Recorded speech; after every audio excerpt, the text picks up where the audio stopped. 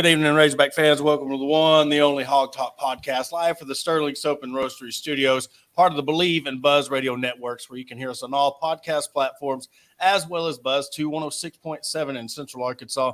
So please like, review our podcast. All live shows are presented to you by Arkansas Brewing Company in downtown Ozark, as well as Bet Online, which remains the number one spot for all the best sports wagering action in 2023. From football, basketball, hockey, boxing, and UFC, Bet Online is the fastest and easiest way to wager on all your favorite sports. Bet Online, where the game starts. And we go to the Metters Lumber Hotline, bring in, I call him Mr. Hogs by 90. Officially, unofficially, John Nabors from Locked On Razorbacks from the Buzz, out of bounds. Thank you for coming on.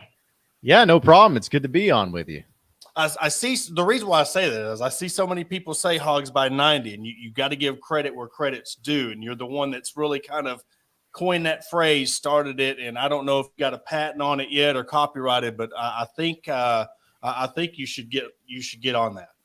Yeah, no, I've thought about it. The only thing about it is that apparently the University of Arkansas has the whole trademark of the word hogs. Got to find a way to get around that. But no, it's funny how I did not invent it. I'm not going to sit here and pretend I did.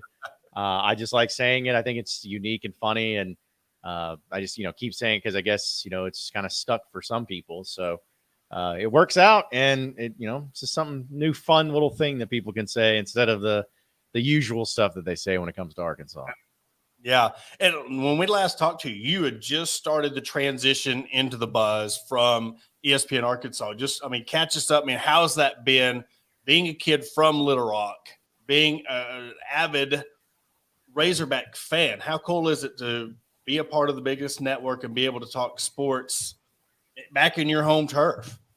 Yeah, it's funny because it's amazing. It's been 3.5 years since that's happened. It doesn't seem like it's been that long. And honestly, the longest radio show I'd ever done before this point was about 2 years, less than 2 years. So to see how far it's come and how great it's going is awesome. And, as a kid from Fayetteville, where, that was my hometown. And I feel like with watching the Razorbacks and growing up there, I always knew that when getting into sports talk radio, especially in the state of Arkansas, there's a very limited amount of options as far as going and having a career at it. But the 103.7 The Buzz is the biggest and best one.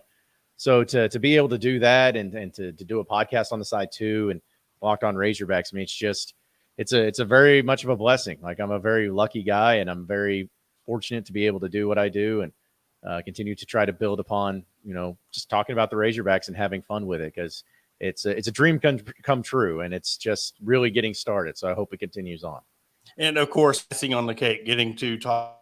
I know that, getting to do that's kind of be one of the you talk about the top tier of what you want to do, bucket list items as a radio host or as a media personality.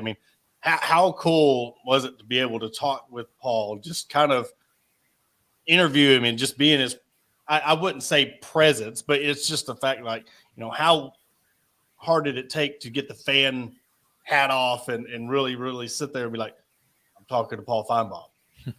Well, it's honestly something to where I don't really want to take the fan hat off, because my idea of it all is that, if I get asked to go on a show like Feinbaum or whatever, it's not because of what they think I am. It's because of who I am and what I'm doing. And so if I go on there and they're like, wait a minute, this is weird, it's not what you expected. Like, well, that's a you problem, because that's how I am. Like, I'm that way on my social media, I'm that way on my podcast, I'm that way on my radio show. So I don't like taking the fan hat off, because people know that that's who I am and that's what I do. And I'm not going to change that for anybody. And so I'm hoping to go on to actually the set of Feinbaum next week at SEC Media Days.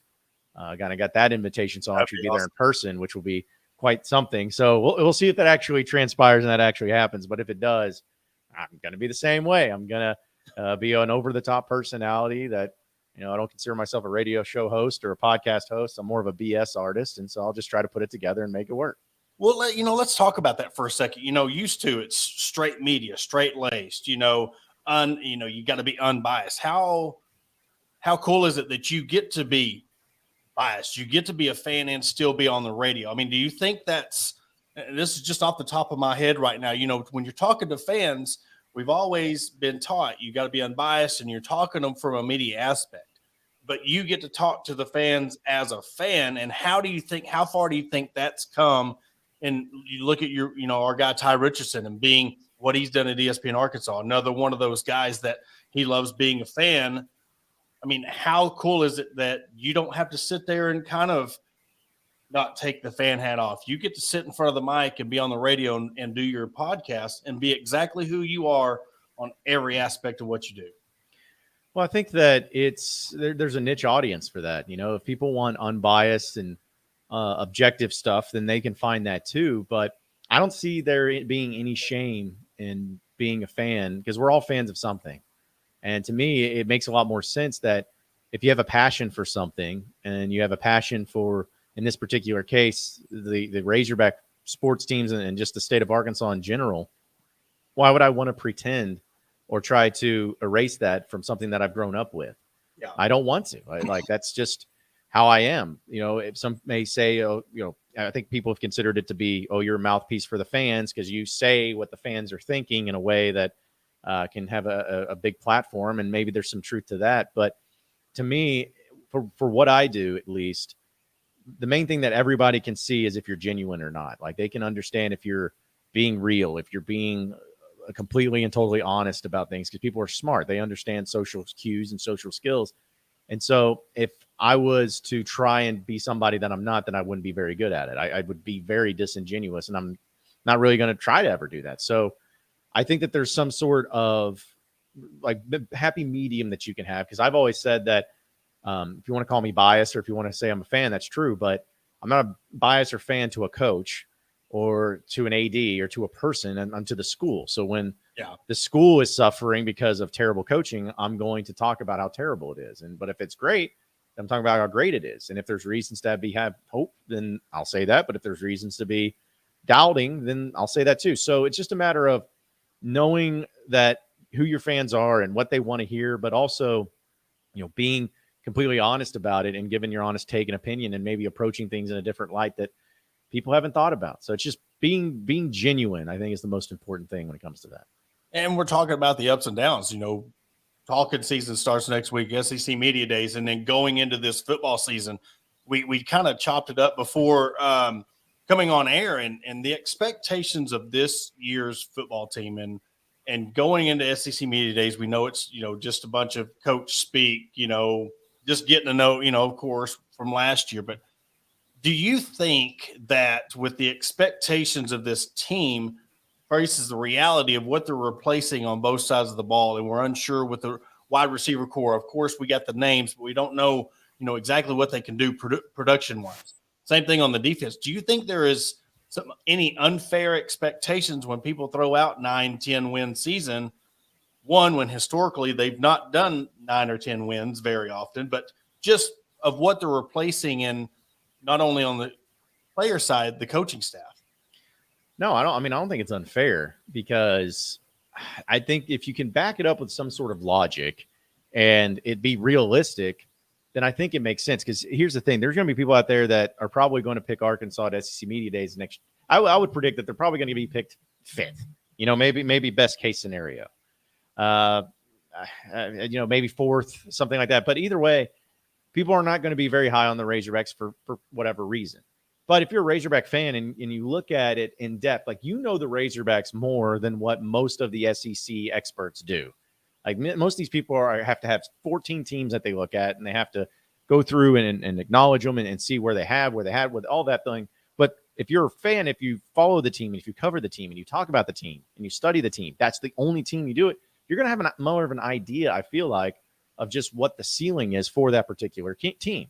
And so I believe that if you take it into consideration and look at, say, with KJ Jefferson coming back and Rocket Sanders, and knowing that Enos is a guy who's, as an offensive coordinator, has been very experienced in this league, and the defense, where the secondary was dead last year, like, it's only going to get better. You've added some transfers. And I know people keep talking about the schedule, and it is difficult. I'm not trying to say it's not, especially that mid of the season stretch where you don't play in Fayetteville for like 5 straight weeks. I get that. But besides Alabama and maybe LSU on the road, what team actually are you scared of?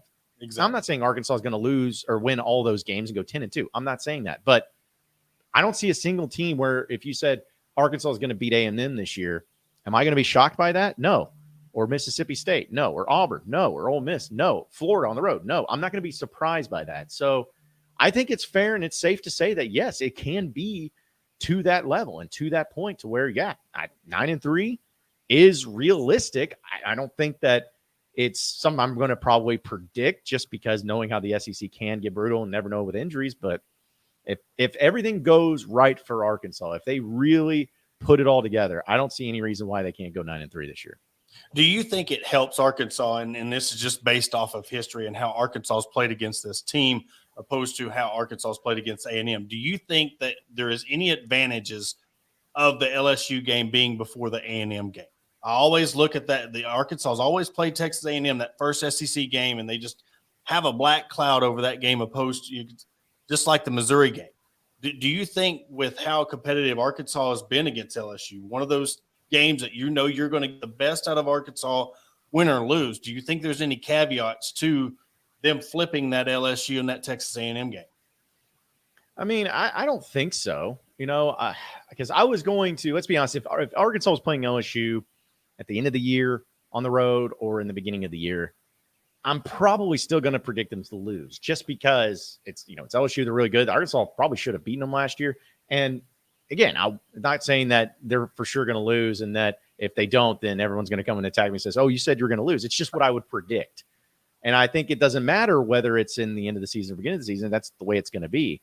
But it would be kind of a nice little thing to have where you start those first 3 games and say if you win those 3 games and then you go down to LSU, that's like a very early measuring stick to see where you are as a team. Where if you even lost but gave them all that they wanted, people are going to feel really good about, hey, well, they just barely lost and did a really good job down in Baton Rouge in early September. Like this could really get going. But imagine if they won, like the amount of crazy expectations get thrown through and feeling like, hey, we can go in and beat A&M if that's the case. So I don't really feel like it's any big deal or a big difference. Just it's more about having that early measuring stick where you really haven't had. Actually, if I think about it, last year you had Cincinnati and South Carolina in like the first 2 games. Yeah. And then before that you had A&M and even a Georgia team that was pretty early in the season. So it seems like every year you have a very early big time game. I think first year of Sam Pittman, Georgia, at home, 2020. So point is that they're used to having those big tests very early in the year. And for the most part, they've done pretty well. They didn't always win them, but they've done pretty well. So I don't think that'll be anything different this year. Yeah, other than that Georgia game where I think I sat down at Chili's, went to wash my hands, come back, and it was like 21-0 already.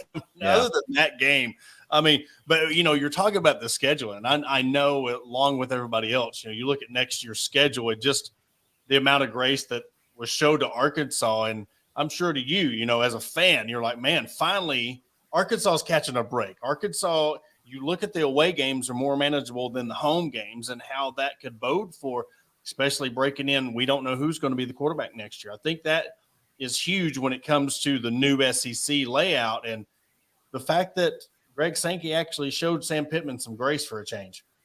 Yeah, I wanted to say that maybe that was making up for the 2020 additions that they gave him with Georgia and Florida. Like there had to be some reason, but no, I feel like that might be the best schedule. Like again, if you don't really know, like you said, who the quarterback's going to be, you don't know what the team's going to look like. So there's a lot of uncertainty. But if you just think about, like, I can't think of a time where Arkansas had a better home schedule than that. I know they got to go to Oklahoma State in the non-conference, but you're talking about 4 ideal big-time marquee matchups all in Fayetteville.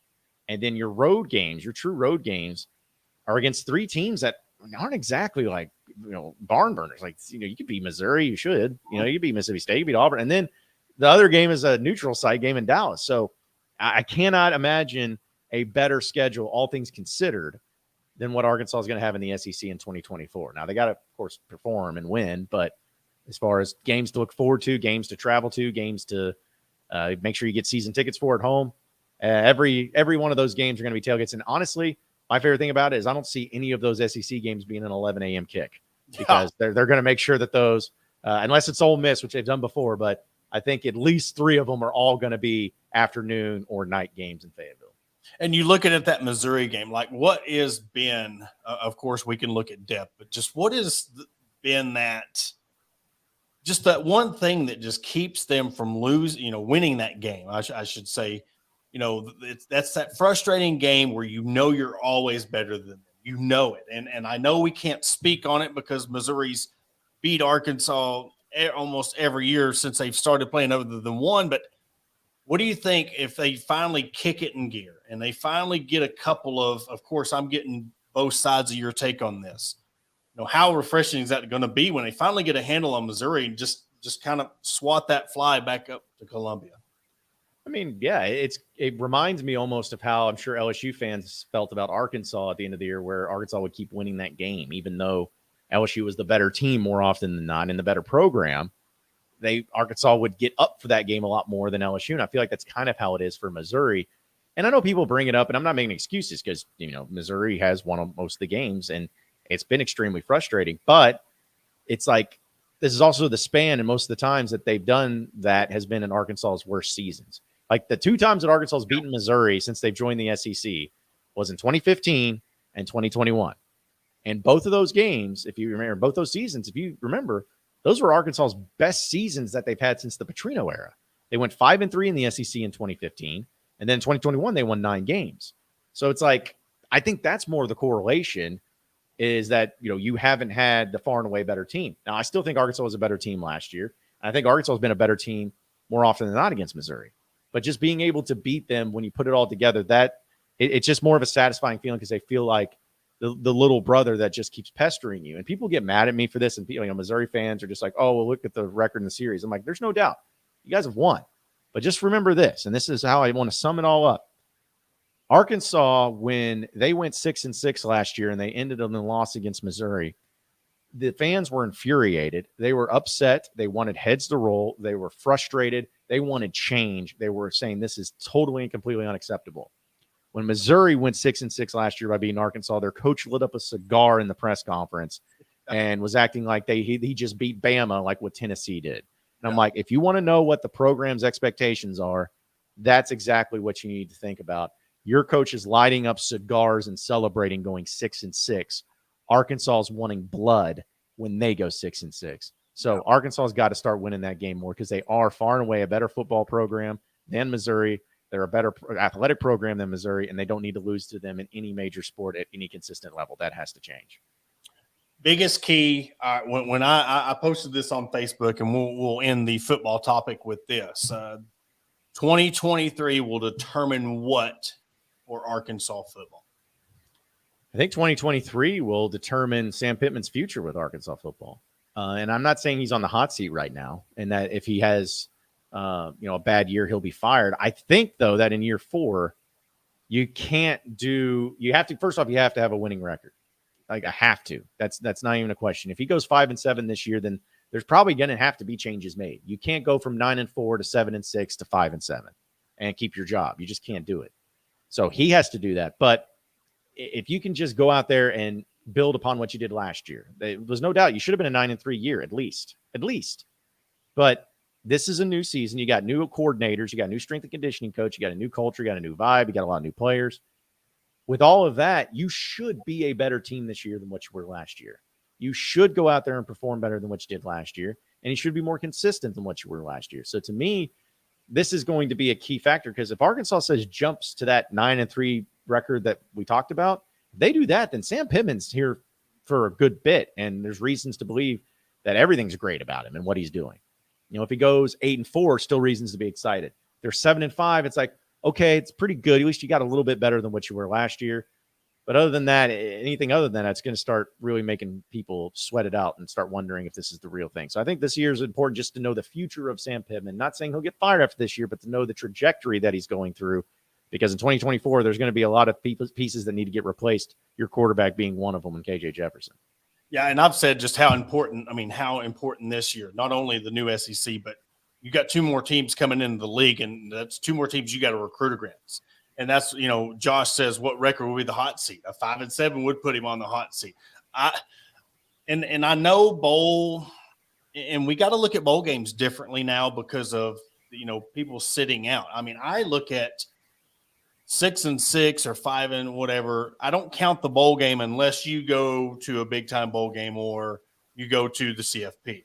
But to say you're 6-6 and then you go to the Liberty Bowl, I mean, I still think in today's world that's you can't. I mean, even go 6-6 this year, in my opinion, and you would still you got to show some kind of progression. You got to show that okay, that 9-win season was not a fluke. You drop down. And then so I know 5-7 is a stretch, but I even think 6-6 would start warming up the seat. Not like you said, not get him fired, but you got to start to think because one, your team's not going to get any better because you're not going to have a proven quarterback unless you go out and get a world beater quarterback in the portal. You don't know what 24. So this, to me, when I say determined, this is probably the most important year underneath Sam Pittman. But I mean going further than that. This is the most important season in 10 years for Arkansas football because if you're looking at possibly having to change your coach next year, now you're starting to go back down as a football program, and we know how long it to get your team back in order after replacing a coach. This could be the most important season in a very long time for Arkansas football. Yeah, I could see it that way. I think that, because if you look at it from like, say if they win 5-7, like look at that in the realistic terms. You're talking about if they won all 4 of their non-conference games and won 1 SEC game, that's 5-7. Yeah, that ain't cutting it. Even 6-6, you win all 4 conference games and you go 2-6 in SEC play. That ain't cutting it because Arkansas should win every game in non-conference this year. This is the easiest non-conference schedule they've had in forever, it feels like. So you're talking about 4 wins. That should be 4 automatic wins. And if you can only get 2 more than that in conference play, like that would be the least amount of wins Sam Pittman has had in the SEC since being coach. He won 3 in 2020. Should have been 4 if that Auburn game would have gone the way it should have. Yeah. It's like he went 4-4, just 2 years ago. And then last year he went 3-5. So I just have a hard time believing that this year with this SEC schedule that Sam Pittman is going to have the least amount of his SEC wins ever in his career. With KJ Jefferson, the best quarterback in the SEC, that's just not going to happen. I don't see it happening. And that's why I'm feeling so confident. You get 4 automatic wins should be when it comes to non-conference. You should be able to win at least 3 SEC games when you have the best quarterback in the SEC at KJ Jefferson. You should be able to win at least that. All they're lacking is somebody for him to be able to throw to like Treylon Burks. Somebody not saying he got to be a first-round draft pick. Somebody that he can have confidence in knowing on a 3rd down, this guy's going to get me my first down. Knowing that he can throw it up to this guy and he's going to make that 50-50 ball. If we know where the running game is. We know their O-line. That wide receiving core is the biggest question. If he just finds one of those guys that can be his guy, I see that they could be a very dangerous team when it comes to offense because now you got respect coming from the other team. You got to respect them as a passing team and a running team. You can't just sit back there and know that KJ Jefferson is going to run it 10, 15 times a game. Rocket Sanders is going to run it 10, 15 times a game. Yeah, but here's my thing, and I kind of started thinking about it with the way that Kendall Browse ran his offense. It was kind of like you had that one big-bodied wide receiver that was your go-to person, and then you had a 1 or maybe 2 after that would kind of just supplement. And Treylon Burks, Arkansas was very fortunate and lucky to have a guy like him. But even last year, it's like Matt Landers was the guy. Jaden Hazelwood had a pretty good year, but Matt Landers was your target, number 1. But the one thing that I think that Dan Enos is going to be able to provide, because he did this in 2015 and with really getting Arkansas's offense going with Brandon Allen, is if you remember that year, that wasn't just one wide receiver. Like Brandon Allen threw for over 3,000 yards that season. Could people even name who like the leading wide receiver was on that team, or that this one guy just had that great of a year? It wasn't one guy. You had a Keon Hatcher. Actually, I think he may have gotten hurt that year. That was the year he got hurt. And so he had a guy like Dominic Reed. He had a Drew Morgan. I think Jared Cornelius stepped up a little bit. Of course, you got Hunter Henry at the tight end position. But my point is that you didn't just have one go-to guy. You had a lot of guys that were able to spread the ball around. And I think that that's what's going to be provided for Dan Enos is, yeah, you don't have a Treylon Burks. Maybe you don't have a Matt Landers. You still got a lot of really good wide receivers that they got out of the portal, some big-bodied guys. And I think they're going to spread it around. You got tight ends now, it seems like. You got to have that. So just knowing that the targets, you're going to be able to spread it around a little bit more. And I think the offense is going to be helpful because of that. And I think KJ, it's really going to help him out with that too. I'm fine with not having a Traylon Burks or a Matt Landers, as long as you have different guys to go through targets and be able to confuse the defense. Because that's the one thing that I think every defense knew when they played Arkansas, was like, hey, this was their one guy. You got to shut him down. It was tough, but you have to do it. I think it's really going to mix it up and be better for the offense overall, because there are going to be a lot more targets. And it's crazy in this spread offense era how much we don't even think how mad they're missing a tight end and how much that could really do for their offense. But you look at Arkansas's offense with Henry, look at DJ Williams, look what has happened to that offense when you've had a guy that you can get over the middle that can block. And because if Trey Knox could have blocked, he would have got more touches. He would have got more touchdowns, but he just could not block. And that's not all his fault, because you're transitioning who was at one time a number one wide receiver to come in, and he accepted his role. I mean, good kudos to him for trying. But what we'll do now is we'll switch over to the basketball. And I'll tell you what, man, I expected some good things out of the Arkansas 3 that got drafted. But, man, I'm telling you what, Anthony Black just looks like – and all of them. I think Jordan Walsh as well. Nick Smith Jr., he's starting to come on a little bit, but it just seems like that injury's still holding him back a little bit. But what has impressed you the most about these guys in Summer League, and especially Anthony Black? Because, again, it looks like he's just a totally different player out there playing for the Orlando Magic and really making the most out of his time out there in Summer League. Yeah, I think it's always tough because of the Summer League, and knowing that there's, what can you really take away from one game and then the next game? And, like Jordan Walsh had one phenomenal game, but then the next game he kind of struggled a little bit. And so it's always tough to know exactly what to expect. But I will say, though, that there's a reason why these guys were drafted in the NBA draft. There's a reason why Anthony Black was as high drafted as he was, number 6 overall. Is it because of his game? Of course it is. But like, the experts and the scouts, the people in the NBA that know a lot more than me or you or anybody else here in Arkansas, they're not surprised by this, because they're like, hey, we see it. We see what he's able to do. We see what he's capable of. And so I don't think it's a surprise. That's what you want to see out of your lottery picks that you have. You want to see Anthony Black, because, again, he's a 6'7" point guard. Like, that just doesn't exist. And so he has a game that's really tough to defend against. And I think now that he's gotten healthy, too, because he was dealing with injury towards the end of the year, I think that's helped him. Walsh is kind of the same thing. There's a reason why these guys were 5 stars. There's just a lot of potential there.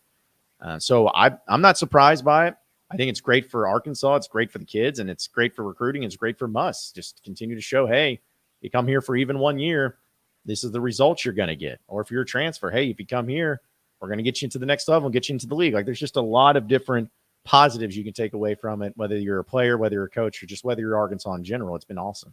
Yeah, and plus, Musselman being able to, get his name out there. And I think he's got a season pass to the Summer League, because it seems like every game an Arkansas player is playing, but that does nothing but good for the brand. And I know outside looking in, there's a lot of people who think it's brash. They think it's arrogance and making about him. But, man, to me, and I know this is a cliche saying, but, he's playing chess while everybody else is playing checkers. He is putting his name out there as much as possible. It doesn't matter if it's a Padres baseball game or whatever. You see Arkansas. So some kid that might have never even thought about coming to Arkansas, oh, I know that guy. Then you start deep diving into his record and where all he's been in the NBA. Then you see what he's producing. Even if you get one kid a year like that, there's a 5-star, 4-star, 5-star kid a year that you're getting. That back in 4 or 5 years ago, you had no chance getting. Yeah. I mean, I think Musselman now has had 6 players drafted since he's been head coach.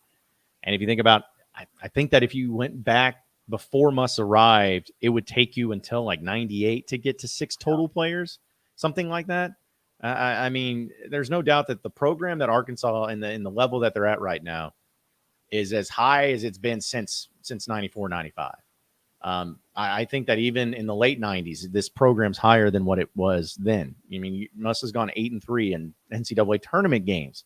You can't, like, 8-3 in 3 years. Like, nobody has done that. So it's just incredible to see the good fortune, the good stuff that's coming with Arkansas. And whether it's a transfer portal, whether it's the NBA drafts, like whatever it is, everyone's taking notice, everyone's paying attention, and Arkansas is the place to be. Right now, I know that people would argue about what's the best program in the SEC. In basketball, I don't think Kentucky's that anymore. Like right now, just currently, historically for sure.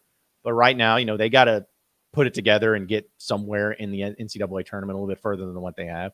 And Bama's gone to the Sweet 16, but that's it. So, but I'm looking at it from just the overall drafting, the drafts, the recruiting, the transfer portal, the vibes, everything about the program for Arkansas. I don't see that there's any program right now that's better than what they're providing in the SEC.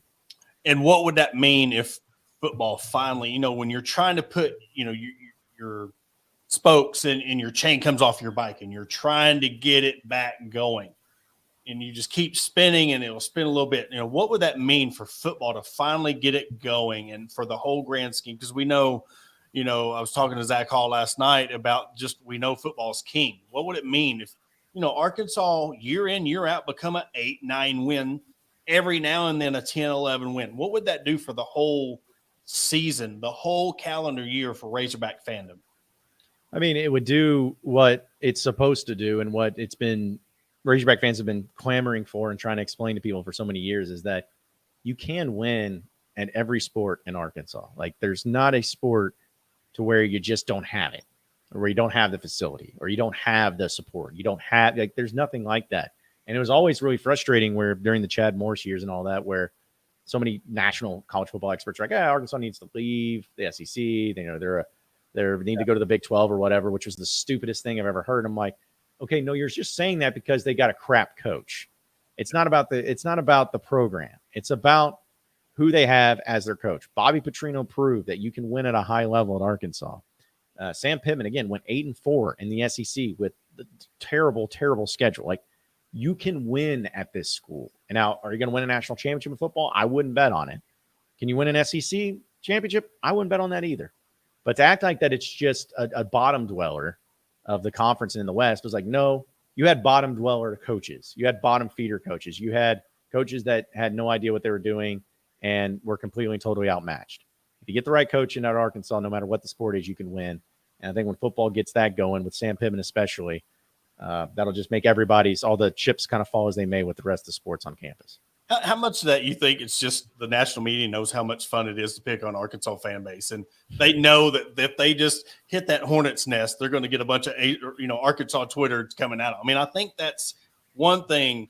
They know if they talk about Arkansas, they're going to get interactions. If they talk about Arkansas in a bad way, they're going to get interactions. And I think sometimes it's the Charlie Brown kicking the football. It's like here the fan, okay, he hates us, and then got us again. I really think that a lot of the national media just knows that if you talk about Arkansas, and I can't speak for any other fan base, I just know how the Arkansas fan base is.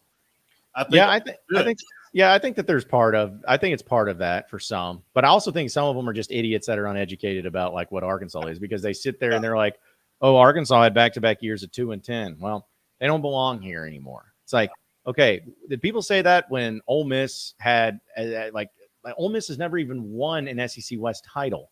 Exactly. But no one says that, or Mississippi State or Vanderbilt or any of those teams. It's like they don't say that about them. But because Arkansas had a really bad stretch, and it was really bad, especially those 3 years, maybe even 4, people just like say, well, they don't belong. It's terrible. It's like, no, you're just an idiot because you can't understand why they're being as bad as what they are. It has nothing to do with the program.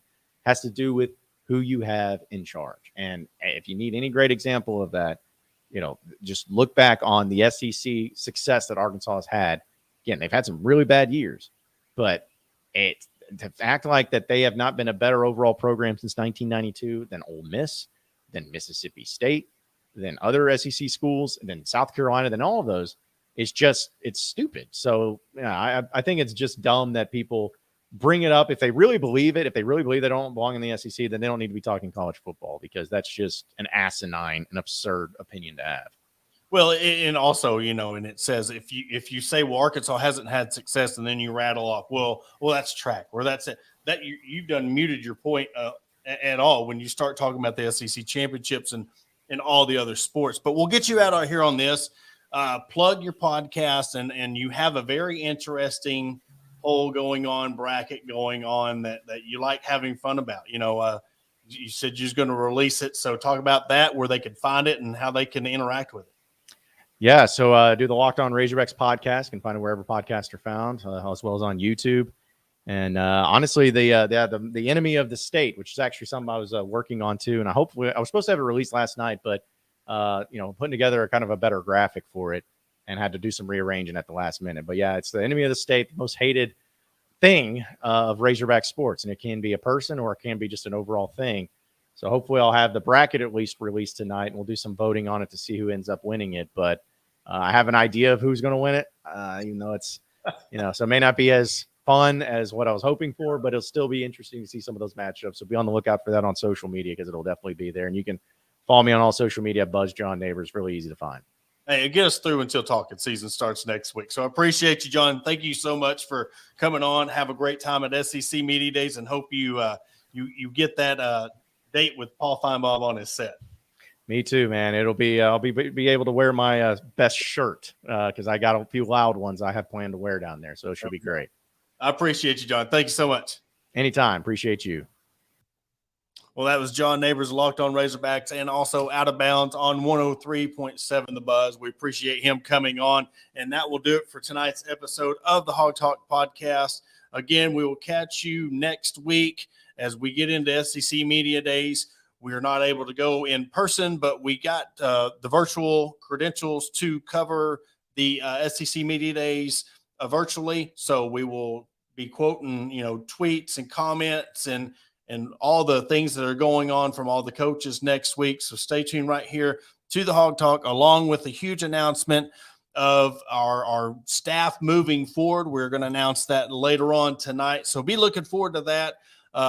Looking forward to having this guy on and talking hog sports with us and Razorback sports, but we'll announce that later on in the evening. But for Porter Hayes, we will catch you next week.